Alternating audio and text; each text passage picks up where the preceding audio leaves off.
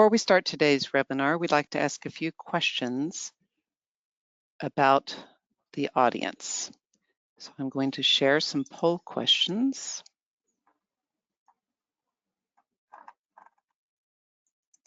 And our first poll is, what is your primary discipline? We're starting to get responses back from the audience. It looks like we have quite a few geoscientists in the crowd and a few petroleum engineers. It looks like most of you have voted, so I'll go ahead and close the poll and share the results. 83% geoscience, 10% petroleum engineering, and 7% other. So let me ask one more question. How many years of full-time experience do you have in the upstream oil and gas industry? We're receiving responses now.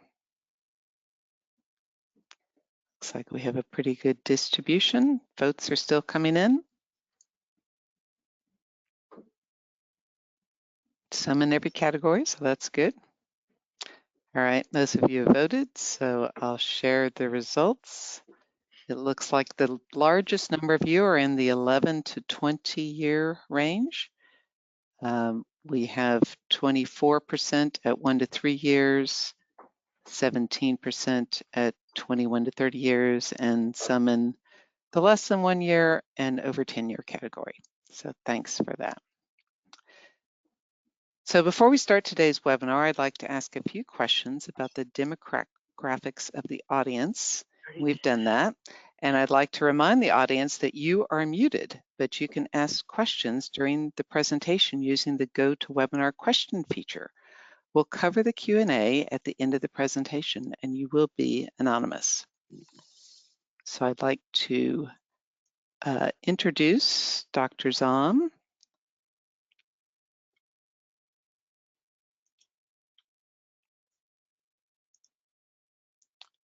There we go. And the topic today is on the importance of the structural framework for subsurface presentations and interpretations. And Dr. Zom brings more than 25 years of expertise to this topic. He's led numerous field trips and workshops. He's been an adjunct professor at the Jackson School of Geoscience at UT Austin, and he's taught basin analysis to graduate students. He's currently a research associate at the Bureau of Economic Geology at the UT Austin, and his research is focused on characterizing and modeling natural fracture systems in subsurface reservoirs around the globe. You can see a number of locations in which he's worked. He has a BS in Geology and Geophysics from University of Wisconsin-Madison, MS in Geology from UT Austin, and a PhD in Geology from Colorado School of Mines. One of the courses that Chris teaches is Structural Styles and Interpretation in Petroleum Exploration and Production. That's offered twice in Houston in a public setting this year, May 5th through 8th, and then September 22nd through 25th. There is also a companion field trip that goes with that, or you can take them separately. The Integrated Structural and Stratigraphic Architecture of the Texas Hill Country, and those are scheduled for May 9 through 10 and September 26th through 27th. It starts, of course, in Houston and goes to the Texas Hill Country. We have several free live webinars upcoming this year. In this first half of the year, we have Dr. Amalia Oliveira-Riley speaking on leading change in a dynamic business environment, moving from managing to embracing. That's on March 18th. And then we have Dr. John Rosine. He'll be speaking on deepwater sedimentation and stratigraphy, April 1st. We have several in-person courses that are of note in the near term. In Bogota, Colombia, we'll be having 2 offerings of the Applied Subsurface Geological Mapping course. So that's a 5-day course, but it's offered 2 weeks in a row. It's a public course in Sierra Coal's offices. We also have a geothermal energy course. It's offered in Houston, March 24th through 26th. Instructors are Sylvia Levesque and Birol Dinderuk. And then also in March, we have a carbonate sedimentology and sequence stratigraphy course offered March 31st through April 4th by Dr. Oscar Lopez Gamundi. And of course, some of these courses are offered publicly, but you can also have them scheduled to be taught privately in-house at your location. Publicly, they can be offered in our training center in Houston or in other locations around the world. And some of the courses are also available live online. So contact our training department if you have questions about scheduling any of these courses. And of course, in addition to training, SCA offers consulting services, business advisory services, and recruitment. So please contact us if you have any of those needs. And I'm going to pass the presentation rights over to Chris and let you take it away. All right, thank you very much. I'll do the same. Let's see, do I need to do a swap? Are we okay? Yes, please swap display There it is. settings. Okay, fantastic. Well, thank you for everything today, and thanks for joining us. Today I want to talk about something that I think when I was first introduced to this, and many people have in their new hire training courses, if you've worked at a large enough oil and gas company, or even in some of the graduate schools courses that I've been a part of, something that we would call one of your fundamental tools in a toolbox. So that's what I'll talk about today, the structural framework for subsurface interpretations. So the structural framework, I'm going to kind of go through this in a almost a journalistic style. So who needs to know this stuff? And I think that, like I said, it's kind of fundamental. It's part of all of our disciplines, geoscientists and engineers. We use this kind of framework when we're looking for exploration in exploration settings, when we're trying to find oil and the basin history, we want to understand that. In development, when we have anomalous production behavior, say fractured reservoirs, something like that, we want to understand that structural framework and what's happened. Risk mitigation, obviously seismicity, geopressure areas, shallow and deep hazards, those things are very important. And when we put them into the context of the structural framework, we have a better understanding how these things might be happening. Geothermal, it's finding these high heat flows at shallow levels that might be along faults or significant contacts or unconformities that are related to structural elements. And even in hydrogeology, where we look at the basinal or catchment recharge and discharge areas, that's controlled by the structural framework of which you lie within the rocks that you're pulling fluids from. So what is it? Well, this really, fundamentally, it refers to the tectonic conditions that existed when deposition and deformation occurred. So we often break things apart into a pre-kinematic, a synkinematic, and then if we look at things of how they've changed after they've been deformed, we talk about them as the post-kinematic. And so I use the title structural framework because I think it's a better handle for a generalist to understand. But in fact, quite often we will talk about the kinematic framework synonymously, the two together. I think it's part of, we use it everywhere in understanding the basin player field, what's required. And I would say that it's also important to contemplate at all phases because between exploration and development, because the basin paleogeography and what was up, what might be eroding, what was down, how are we getting deposition. We have field scale structural mapping that includes trap, seal, closure, faults, and fractures. And then even in the current day stress state of today, what is our geopressure or seismicity risk, critically stressed fractures, and so on. So how do we determine this thing that seems to be a fundamental part of our toolbox? And I guess that's why we're here. I borrowed this slide from John O'Leary, a colleague of mine at both ConocoPhillips and a co-instructor with me when I was teaching the petroleum basin class at University of Texas. And what I think is ultimately the statement here is that this bottom level of this pyramid is the foundational stones of which you build the rest of the pyramid on. And in one of the main stones that you're talking about is both the structural and stratigraphic framework. And so these are important elements as we start to put this stuff together. And so all of these pieces on this foundational level really help us to start to think about the next pieces that are built up: structural styles, tectonic stratigraphy, and the petroleum system. So getting these things right is really key. I think that a lot of us have had some form of training or another in this, whether it was in graduate school or not. But I'm also sort of surprised at times when I'm discussing with people when they are forgetting some of those aspects. That's why I kind of wanted to work on that today and talk about that and think about what that looks like.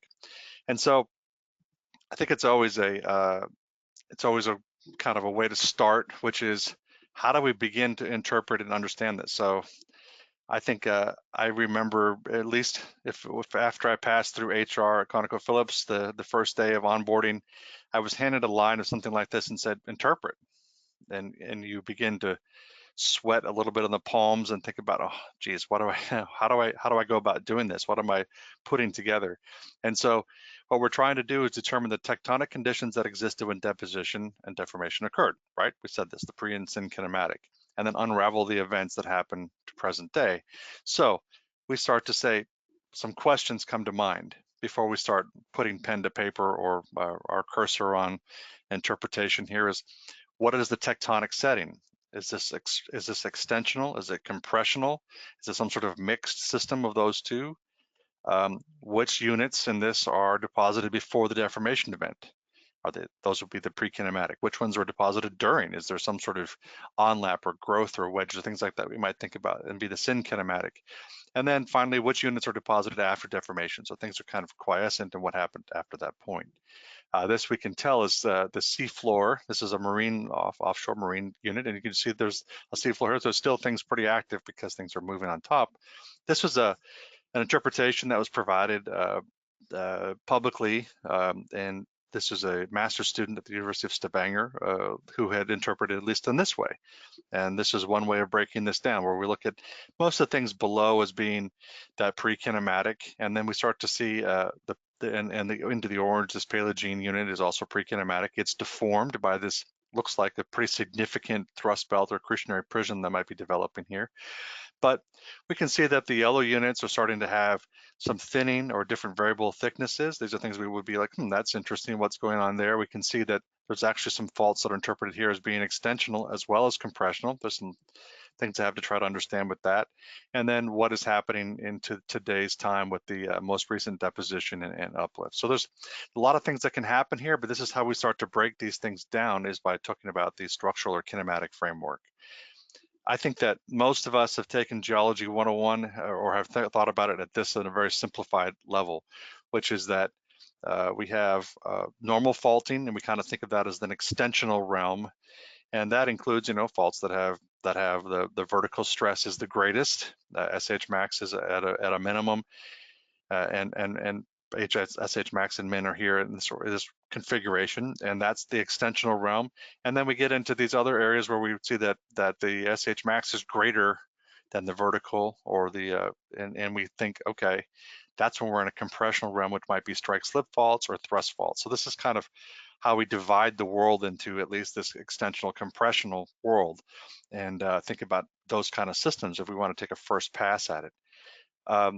I had spent a lot of time when prepping for this, looking through, this is the Bally and others and their work, and of course, this is, I can't even begin to think of how many thousands of hours of people's research that have gone into this, but it's amazing compilation of what basically our entire globe, what it looks like, and you can kind of look at this and say, well, where am I?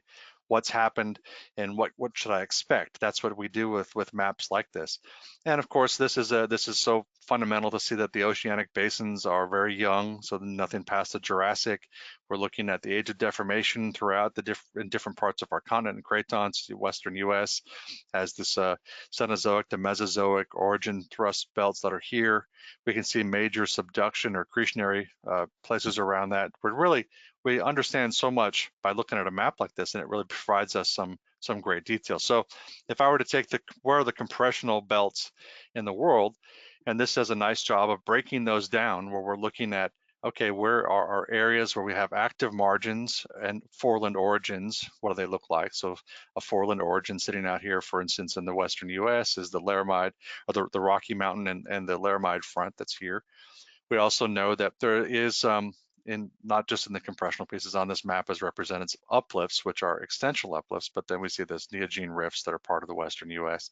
We can look at the Caribbean tectonics, all of South America. Obviously, the entire part of Southeast Asia is under an incredibly diverse compressional event between the Indian plate and hitting the Eurasian plate and having this tremendous uplifts, Australia, all of these things. We can understand where in the world we might expect compressional type settings. And then in those compressional settings, it also tells us a little bit about the type of basin that develops in front of that. So we have these cratonic and foreland basins, and that's been mapped as well. It kind of gives us an idea of where we're going with it. And I like this figure from Bali as well, where we're really saying what is our areas from accretionary prisms all the way back into basement thrust faults, foreland, fold and thrust belts, thrusted foreland basement uplifts, these type features. And then knowing that inside that we also have at least a few significant areas where we might expect strike slip faulting to be occurring as well. But basically all of this is falling under the compressional deformation realm. Okay. And then it's important to note that not every one of these faults is dip slip, meaning that they're not just sliding perfectly along in this plane. They also are sliding in and out of the plane. So some are oblique to strike slip as well. So the Tobacco Basin, this is what we were showing before. Now we're looking at, there's an example of a compressional structure. So here's a compressional setting here where this is obviously Latin America coming into South America, sorry. And we have this accretionary prism and pretty seriously amount of orogenic compression happening here as the Caribbean plate was basically pushed across and extruded through all these pieces, and we have a subduction zone. So what do we see here? Well, this was one of the lines that we were kind of a separate line that was different than what I showed originally, but this again, significant amount of thrust faults that are happening in these different pieces. And here's just a breakdown of how it was interpreted for that in this kind of line, how it's interpreted, and thinking about what's the compressional setting and what happens in that, and how do I start to break out the units and think about that from a compressional setting perspective. This is one we were showing before, and we'll come back to that a little bit later in this presentation. So we go back to the Bali volume and we can say, okay, where are the extensional areas? These are rift systems that we might look at. And this is our global distribution of rift systems, or where they're located at and sort of the age of that deformation. Some of these being very, very old rift systems, all the way through to more modern neogene rift systems. So we have this breakdown across the map. Good idea, good framework we can pull from. And just an example of this from an extensional setting. This is from a former colleague at the Bureau, Oliver Duffy, and he was looking at some work here in the North Sea. And so we look at, here's the cross section through this whole area of the North Sea, and we know the Shetland Basin to the Viking Grub and the Horta platform. And what does that look like in our view? We can see all these nice normal faults. They're extensional faults, well behaved in this regard. And we can see how he's broken that down into these different age units, but we can also understand which ones were deposited and were relatively flat lined. So they were the pre-kinematic, and then we have the synkinematic of this growth system that develops here, and then the post-kinematic. Nicely interpreted, easy to understand in this extensional system. So between the two compressional and extensional systems, it basically sets up our playground, and sort of play on words here, but these are the places that we explore for most of our hydrocarbons in the world, and even for much of our energy resources in the world are coming from these type systems. And so this is just a nice way of kind of making that compilation and understanding the connected nature of both the tectonics and the stratigraphy in these basinal settings. So the last part, which I think is kind of fascinating and it has a huge amount of global resource attributed to it, is this passive margins of the world. So these are margins that are no longer actively colliding and or extending, but they are passively stationed. So I think of West Africa as one of the more famous passive margins, the Eastern South America, these places where we have an oceanic basin that's growing between the two, but they're just passively adding sedimentation to that. And so one of the things that I wanted to point out was that in passive margin settings, they can be quite dynamic. So here's an example I'll provide you from the Orange Basin and down in South Africa and Namibia in that area. And basically point out that the passive does not mean without significant structural deformation. And in passive margin sequences, we can see a huge amount of deformation that occurs basically just by the weight of the deposition or the weight of the sedimentation on the slope and a slight dip into an oceanic basin. So this transition from this huge amount of sediment that's being extended up dip goes through a translational state and then becomes compressional folds out deeper into the oceanic basin. So lots of structure involved here, but not necessarily, but only what we call a passive margin setting. So just examples of that, if I were to get a seismic line handed to a new hire and say, okay, here's what we're interpreting, and they think, all right, great, I understand this now. This is some sort of extensional pieces. Is this rifting? Well, not really. These extensional faults are part of this passive margin up dip, and here's the interpretation of that as provided from Dalton and others, 2016. But here's this extensional domain. There's a part in the middle where we're basically sliding along a detachment zone. This detachment décollement surface allows us to have this sort of break from the, sorry, I should have said that, pointed out in the pre-kinematic to then the syn-kinematic pieces. It allows us to have this break, which then gives us this translational domain. So things are sliding basically down the slope just by gravity sliding, and we see significant amounts of deformation occurring internally inside this translational domain, and ultimately ending in these compressional domains or compressional margins. So these are not fold belts that we would think of from a foreland or for some orogenic event. These are actually really well formed in just a passive margin setting, but we have this full slope, this basically shelf to basin sort of look, and here's our deformation elements that are present inside that. So that's the compressional domain as it is. I will often like to look at these systems and think about, okay, what can we do? How can we apply this? And we learn lessons from the outcrop as well as from seismic and the subsurface. And the other thing that I'm sort of pointed out is in the last step, we're mostly looking at two-dimensional planes. We're looking at seismic in 2D, and that's where we start. But there can be a lot of complexities that occur when we start talking about things in 3 dimensions.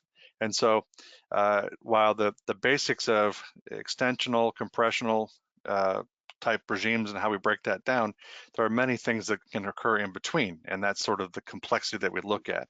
And so one area that I've had a lot of privilege to work in is the U.S. Rocky Mountains, and we're looking at a map here that basically comes out of the state of Wyoming. And just for reference, the Laramie Range, we're talking about uplifted mountain belts, the Bighorn Basin, or the Bighorn Mountains, the Wind River Range, the Sweetwater Uplift. These are uplifted areas, and this is from a paper by Moltzer and Erstlev in 1995, but really just showing areas of uplift versus these basinal settings, whether it's Wind River Basin or Bighorn Basin out here to this area. And we're going to look at the kind of this little interesting area here, the Owl Creek Mountains, that is the arch between these two basins that sit on either side. If you haven't been a part of it, there's a lot of field schools that end up spending time in the Bighorn Basin because it is a kind of the entire petroleum system encapsulated in one area. We have source rock that's then migrating up into the uplifted areas around that with numerous oil and gas fields that rim around this. We're going to take a look here at the Owl Creek Mountains, which is at the southern part of this this Bighorn Basin. It marks this lower end, and when we're there, we see on the geologic map a significant thrust fault. Mostly, sometimes the tip is exposing, but it's mostly buried below surface here.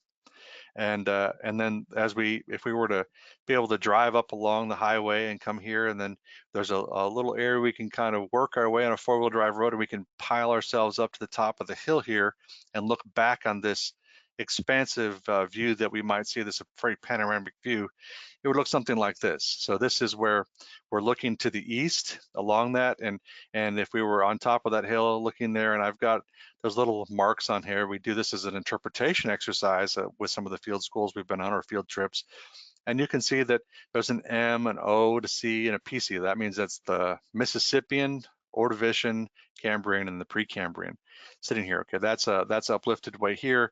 But as I move more and more to the region right in front of me, I'm seeing that there's again this Cambrian, Mississippian up here, Ordovician, but I've got Cambrian. It's kind of complex, and when we work that out along the photo, we start to really look at this main view here. We can see that there's these big extensional faults, and this area has been a classic stop and sort of a puzzling enigma for people to try to figure out. Well, here's all these extensional faults, but I'm on this really big uplifted block that's part of what we believe to be the laramide orogeny. So this sort of uplifted all these deeper Paleozoic rocks to surface. And if you follow the history of different people that have been here, Don Wise and from Franklin and Marshall does really amazing sketch of these normal faults that are present here. And we have to figure out how we can piece this together with this compressional deformation, yet we're seeing extensional faults being the dominant picture that we see here. We can see out into the basin, we can see some very thin-skinned, or like kind of skimming across the top glide planes of younger units. But for the most part, every fault we're seeing present here is extensional, yet we're saying this is a compressional uplift. And so this is the challenge when we have to think about in 3D, but we also want to keep in mind, what's the structural framework? The structural framework says these deformed during compression. How does that work? And so here we have, again, those numerous, sorry, I'm gonna try to find the cursor back here. There it is. Numerous faults that are here, as I pointed out, they're extensional faults, and we can follow in the outcrop, the different tops of these different Mississippian, Ordovician, and Cambrian units as we move down. So what's going on? These are extensional normal faults, but we're in the compressional belt. Well, nicely illustrated and nicely worked through exercise by Mulzer and Urslev pointed out that while a lot of these faults look extensional as we view them, they actually have a lot of oblique slip, and they're actually sliding past each other at some level. And what's actually happening is that, yes, our laramide shortening, shown here with the yellow arrows, is oriented to the northeast, but in fact, this block above this big reverse fault is sliding somewhat across this, obliquely across this to the, relatively speaking, moving to the west, and this block is moving to the east. This is a pretty good diagram, at least a simplified diagram, what that looks like. And we can see that even though we are compressing this area, because we are laterally sliding, an oblique slip or transtensional sliding, we can end up with numerous extensional faults present here in this view. So in fact, nothing is off by this interpretation. It is still a compressional structure, but we can see that there's significant amounts of extensional features that can be present inside that. And it's to me one of the most valuable and eye-opening lessons of being sure that we appreciate that while we can have a very simplified plane of view from compressional fold belts to and what that might look like for the fold structures, to extensional faults and what they might look like, and how they all can be living in the same area and the same viewpoint and still be consistent with our structural or kinematic framework. And so this is a wonderful place to try to really bring that idea home at, and that's one view I like to look at that. So what I like to do for takeaway lessons from this is this is the compression versus extensional setting. It's not dictated by the faulting style. So we can't just look at a seismic line and say, oh, there's normal faults or extensional faults. This is extensional. There's thrust faults. It's got to be compressional. What you're really looking at is we have to put it into the context of where we are in the world and how that works out for what we're viewing and what we see. Also, just remember that structures can be messy, but you have to believe in that tectonic regime or framework and expect variability to occur inside that. So just because I pull up one seismic line and we happen to see a bunch of extensional faults doesn't necessarily mean that this is a this is all extensional, or we've had some reversal of all of history and all of tectonic time to try to have extensional faults, then compressional structures develop after, okay? And then the last part is scale is important. Sometimes small scale features are telling, but they're the leaves, they're not the trees. Make sure you understand what you're looking at in the overall picture, okay?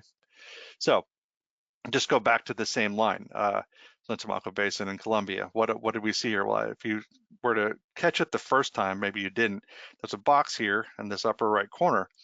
And in fact, numerous extensional faults are present here. And this is an enlarged area for that. And what is present here is that we're saying, oh, this actually is occurring at a place where we see on the seafloor that there's a scarp, and this is this fault zone that's present here. But it is actually, if we look at this, also transtensional, meaning that as it's sliding past each other, these blocks are being extended or pulled apart, basically in a shearing motion for what we have here. So this is the transtensional subbasin that forms on this very compressional structure in compressional part of the world. So we have tensional features forming in compressional settings. It's important, but we keep it in mind. It makes sense to us, and it keeps the structural framework present. So I tried many ways to figure out how to do an intelligent quiz here, but I can just sort of rhetorically ask, and I won't expect answers since none of you can speak. But this is the question: what are the structural frameworks of these two images? We can look at what we just basically see some similar reflection patterns. You take the bright to bright, something like that. We say, okay, well, if I were to think about it, I would say this one's probably extensional. If I were thinking this is extensional, this is probably compressional. I can see that this maybe looks like it's steep, but it's got an uplift. We've got some folding that's occurring here. We've got a fold here. So I'm going to say extensional compressional. Well, in fact, when we start to look at these things, it's a little more complicated. These lines are from the Delaware Basin in West Texas. And we know in the Delaware Basin that there's a complex late Paleozoic or early Paleozoic to late Paleozoic deformation sequence that is occurring here, where we have some amount of uplift and some minor amounts of structures that develop in the Mississippian, and then we have a lot of structure that develops in the late Pennsylvanian and then into the early Permian. So we have a base map of this sort of a lot of different faults, compressional faults that are developing here, even though we think of most of this area as being sort of atectonic, because many of the classic conventional reservoirs are developed above this basement fabric. But here's at least a view for what this might be. So here's a footprint of what these might look like, and here's some ages of the faults, pre-Penn, Penn, and early Permian. And so we've kind of broken these down by a few relationships. But what we see is that actually both structures, this is the same seismic view. This is the where I said it might have been extensional. What we actually recognize is that there's probably an uplift along this, but we're actually seeing oblique slip along this feature. So in fact, we have some amount of movement that's occurring, and it's also temporally varying a little bit. So we see that we might have a shortening direction that varies, and then it kind of looks a little different through time. So let's kind of break that down. The structural frameworks are temporal. These regimes change at some level at times. And in this case, we're looking at faults of different ages, and we can kind of break that down into two different. The Leonardian age, which is this 270 or 282 to 270 million years, is post-dating the earlier Desmoinian age of 310 million. So some of these early faults develop in this 310 million year compression, which was in this case a result of the Ouachita Marathon shortening to the southern part of the Bighorn Basin, the southern part of the Delaware and Midland Basin. So the Delaware is here, there's a Central Basin platform, Midland Basin off to the edge. So we're seeing a shortening direction here, but then it coming in on a younger and a little bit later is potentially this sort of either the southeast orientation or in east-west orientation, still of some question, but we have a secondary event of the ancestral Rocky Mountains moving into this area, and we can see that these faults start to respond to that. And so what we have is really an early development of pre-Penn and Pennsylvanian age faults that then act as our sort of our bumper stop. And then as we come into this later orogenic pieces, we're shortening from the west. These features now are moving along this hanging wall block of this feature, not much happening in the footwall, but we're causing the secondary faults to develop, secondary structures, and we're moving this obliquely as well. So another one of these cases where it's a little bit complicated, but if we can start to put together the structural framework, we can infer what's happened through time. These faults made good sense when we had shortening from the south.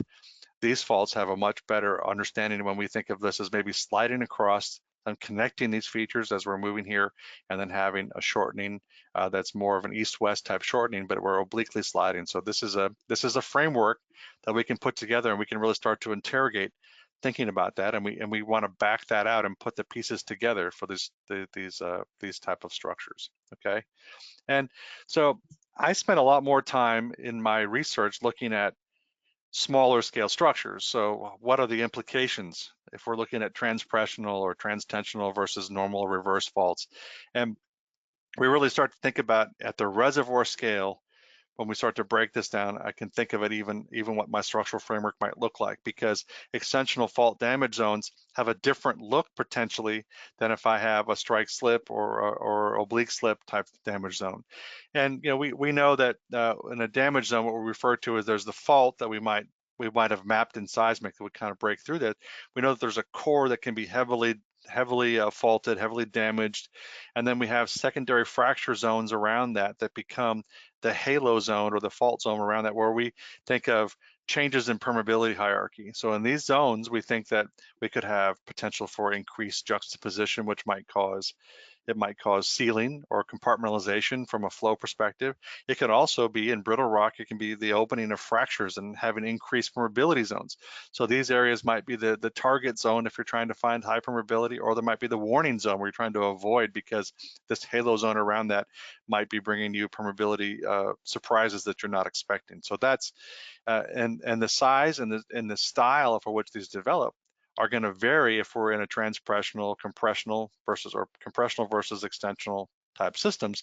We want to think about that, and a lot of time is spent looking at displacement, so how much fault offset is there versus the thickness of that area and the fault core or damage zone area, and beginning to understand how that looks like. And we can see these either in that's the core width, or we might look at how long the faults are in features that we've mapped in 3D, fault length versus displacement and all the different fault types. So and these come in strike, slip, reverse, normal faults.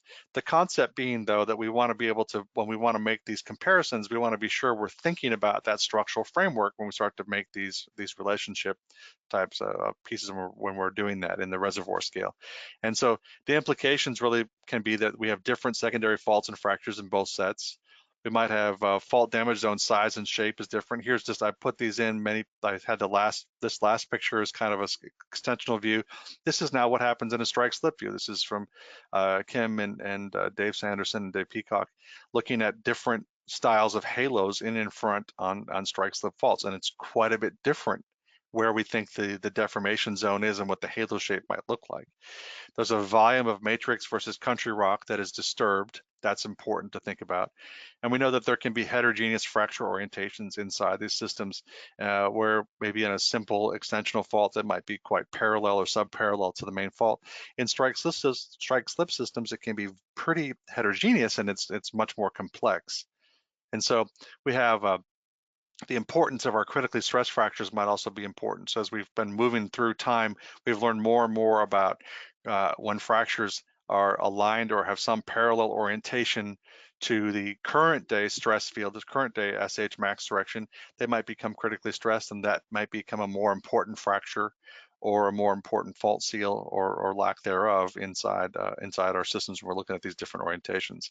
So that is what this different permeability, heterogeneity, or architecture amounts to. This cross-fault flow varies, the seal potential varies, the fracture permeability varies. All these things are different, and we have to think about those, even those things, inside the framework. Are we in a compressional or extensional type regime?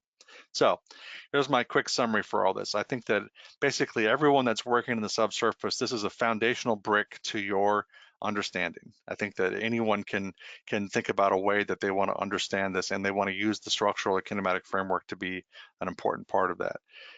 We want to know what happened prior to prior to deformation. So when the deposition and deformation occurred, we want to know that. And then we want to understand how that has changed or evolved past that point. And that's what all we want to do in this kinematic framework or structural framework that we want to put it together. I think it's an important part of every basin for sure. There's no doubt to that, but it has important implications for a play or even a field at the field scale and how those might work out.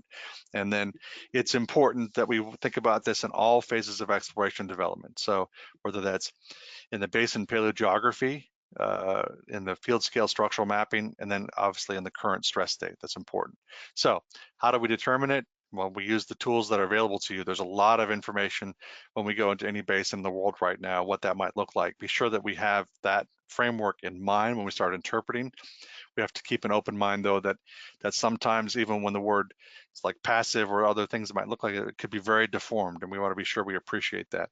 And then we want to do our interpretations with that framework in mind. We might make the obvious offsets and faults, but then when we start to say, why is that like that? Why is this thing changing like it is? Why is there a growth or a syntectonic wedge? That's where we want to be thinking of that interpretation inside that kinematic framework. And then I would say expect and enjoy the variability that each of these can provide as we start to think of them in 3D in a more dynamic setting.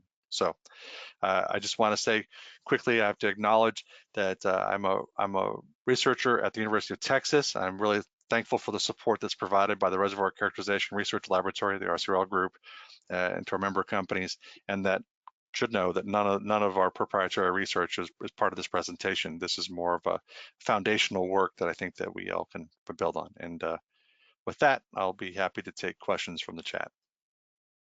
Chris, thanks so much for your presentation.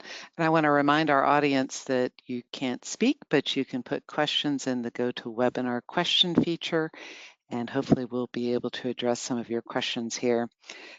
Later today, you'll receive a link to the recording of today's webinar, an evaluation form, and a link to register for the 2 classes that Chris teaches, Structural Styles and Interpretation in Petroleum Exploration and Production, that's scheduled for May 5th through 8th in Houston, Texas, and the field trip, Integrated Structural and Stratigraphic Architecture of the Texas Hill Country, that's scheduled for May 9th and 10th. Tell us more about what you were talking about with regards to the styles of halos and the various deformation zones. Sure. So when we have a fault, it's when it's sort of in its precursory state. You have rocks that are undeformed and they basically start to have a weakness. They start to break apart. And I always think of it kind of like as we start to bend a rigid beam, we start to see these little tiny planes of weaknesses that develop. And then eventually that will break and shear. But there's in that process, as we're sliding the rocks past each other, we have very brittle materials sliding past each other. There is rocks that are deformed and break down in that process. And so that becomes the fault damaged core, and then we also think about the areas around that fault as it was developing or as it was growing as having a halo. So I use the word halo. A lot of people use the fault damage zone. I'm always looking for the positive side of things. So the halo seems to be a more Friendly? positive, more friendly version of it all than just the damage piece, because we don't want to have that become a negative impact or a negative thought process if we can avoid it. But that's the zone that we often we've done some looks recently at geothermal reservoirs, and they're targeting the halo zone because they think that they can get a significant amount of permeability there. We can also look at enhance permeability rather than reduce permeability. Exactly. So you might have enhanced permeability that would be parallel to that zone or a part of that zone, where the other side of it would be that if we have a fault seal where we're relying on the hydrocarbons being trapped against that fault, we want to be sure that they stay there and they stay put. And so that damage zone, that core, it can actually, when the rocks are sliding past each other, they can actually smear out clay minerals and they can actually form that seal. So we have a lot of structures in the world that are 3-way closures with a fault seal as the 4th side, and that's what actually traps the hydrocarbons in place. So the Gulf Coast of Mexico, the Gulf Coast along I'm always going to say it wrong, but I'll just be the Gulf of Mexico today. Or the Gulf of Is America. the Gulf of America basin. I don't think we've quite made it into the basin discussion yet. But anyway, there's a lot of fault seals that are present where we're actually sliding past and juxtaposing and putting uh, clay minerals basically inside the fault zone, and that becomes a sealing component. So that's the aspects of it. Very good. What structural setting do you find the most challenging?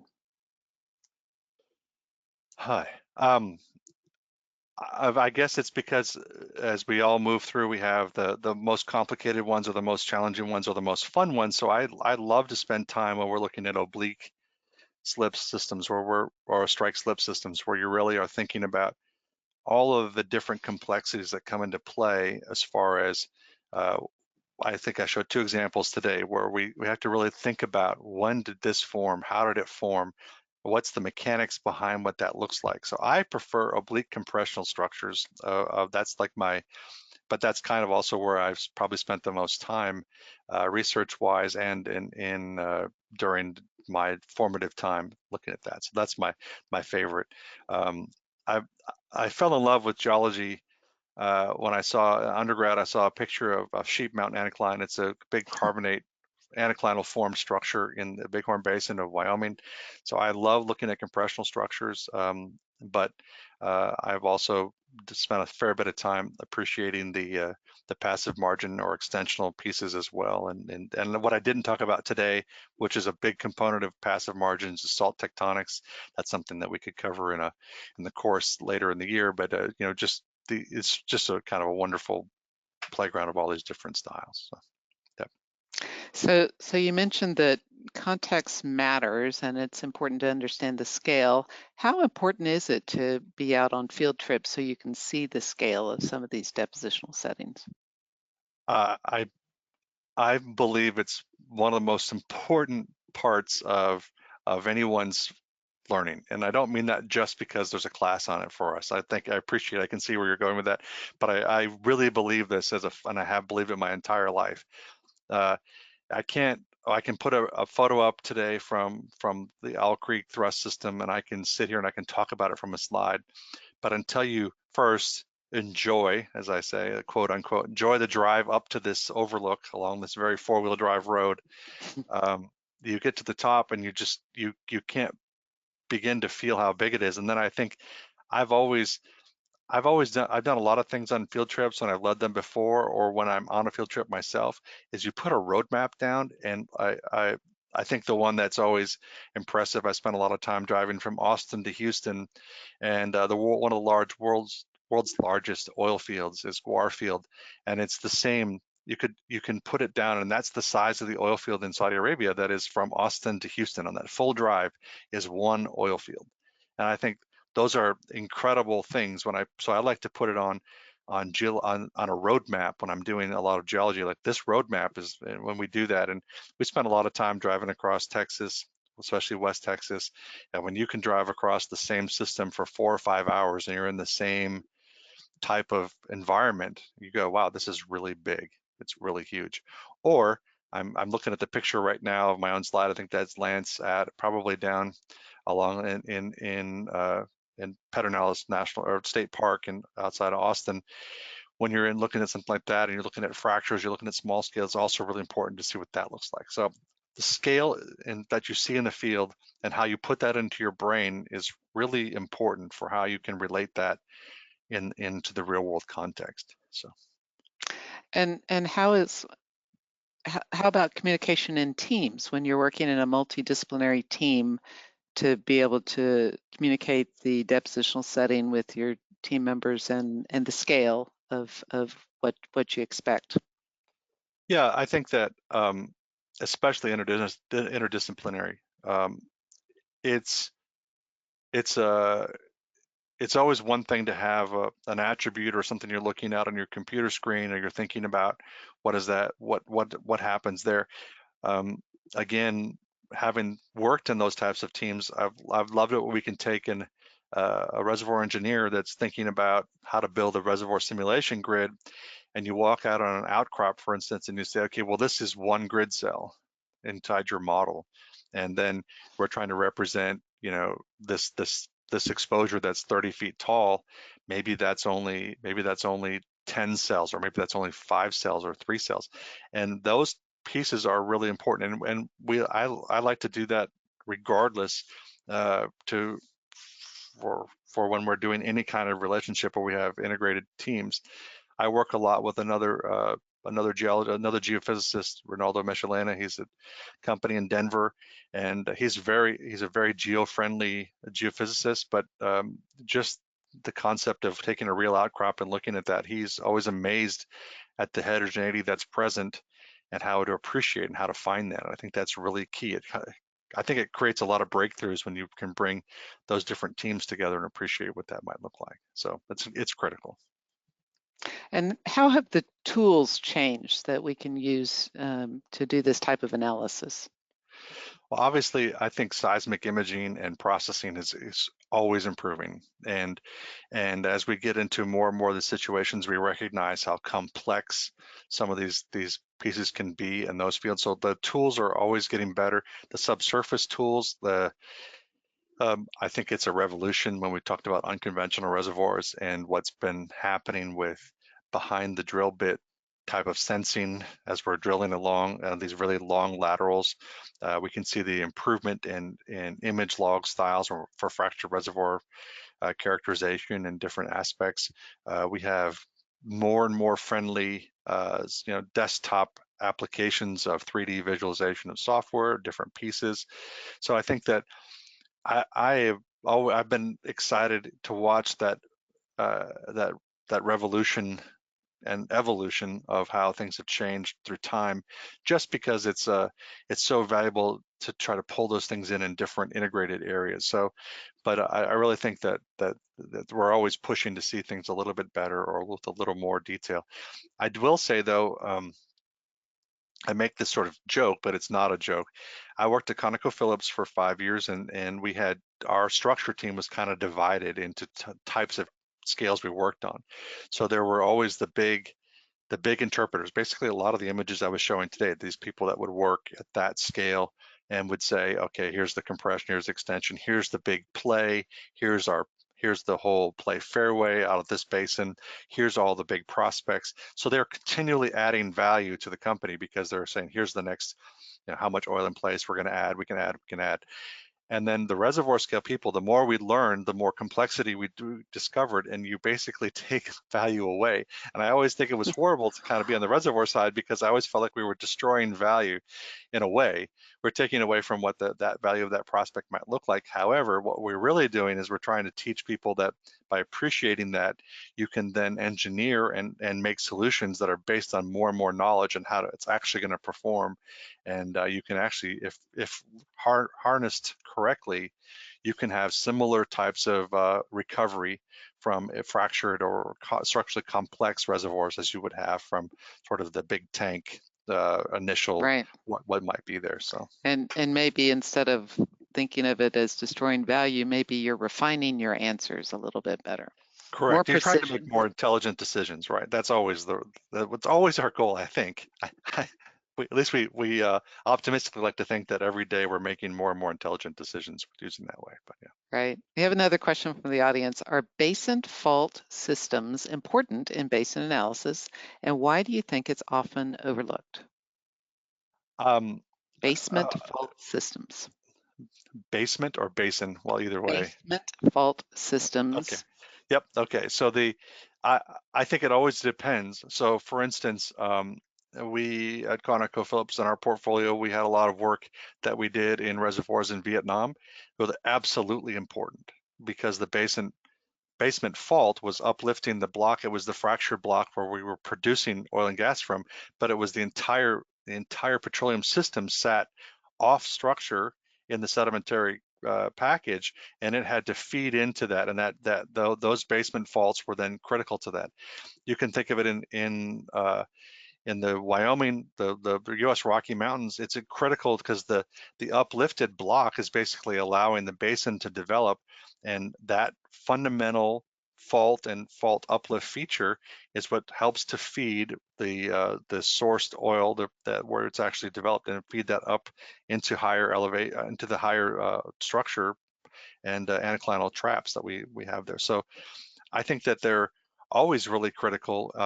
And I think that it always depends on what question you're asking. So if you're asking me, why are they important for basin modeling? I think they are, but you have to understand what question you're asking first. But if you want to understand the regional plumbing of something, how that goes together, I believe you really need to be considering that. And also, a lot of these systems that we're looking at or discussing, their syntectonic packages are the key element. And so how do those packages interact as you're producing, as the hydrocarbon is being expelled? How do you then interact with that from a stratigraphic and structural architecture as you move it up into shallower horizons to become the ultimate trap? So for sure. So you talked about the workflow of starting from a regional play analysis and then going to more of a reservoir scale analysis. How often do you go back and then redo your regional analysis as a Well, result of the work you've done at the local I level? will give the example from the Permian Basin. So we were looking at the Delaware Basin. There's a lot of complexity in the deeper faults.